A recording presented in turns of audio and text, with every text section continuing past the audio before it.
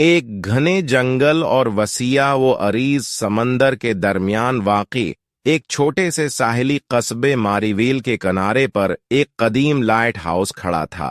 یہ light house اپنے موسمی پتھروں اور بلند و بالا موجودگی کے ساتھ صدیوں سے ملاحوں کو بحفاظت ساحل تک لے جا رہا تھا، لیکن اس میں ایک راز تھا جس کے بارے میں صرف شہر کے سب سے پرانے رہائشیوں میں سے چند ہی جانتے تھے۔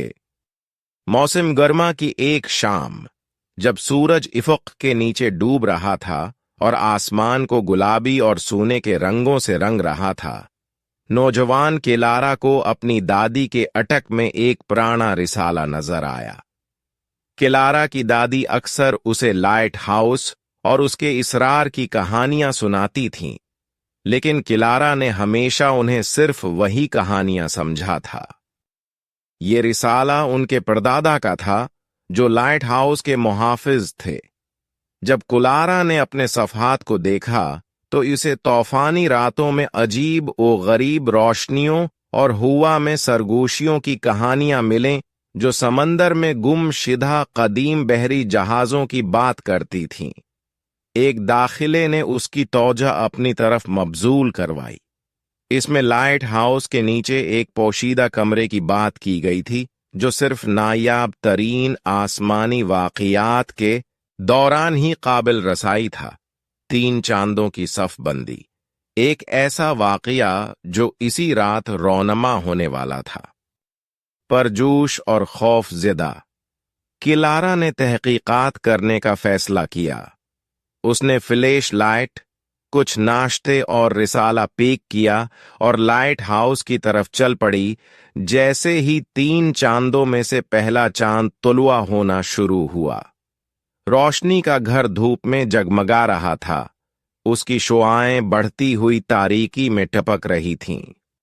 کلارا کو وہ پرانا لوہے کا دروازہ ملا جس کا ذکر جرنل میں کیا گیا ہے، جو آئیوی کی ایک الجھن کے پیچھے آدھا چھپا ہوا تھا۔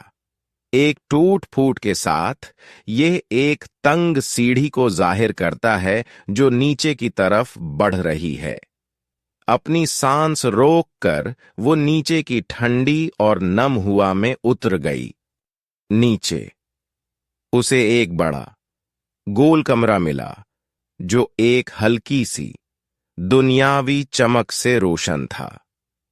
کمرے کے وسط میں ایک تختی کھڑی تھی جس پر ایک قدیم پیچیدہ نقش شدہ ڈبہ تھا۔ جیسے ہی کلارا قریب آئی، باکس خود بخود کھل گیا، جس سے ایک نقشہ اور ایک چمکتی ہوئی کرسٹل چابی ظاہر ہوئی۔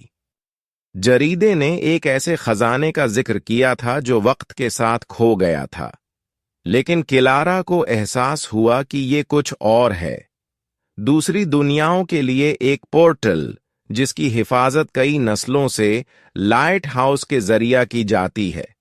نقشے میں ان جگہوں کی تفصیل دی گئی ہے جن کا انہوں نے صرف خواب دیکھا تھا، تیرتے ہوئے جزیرے، زیر آب ریاستیں اور زندہ کرسٹل کے جنگلات۔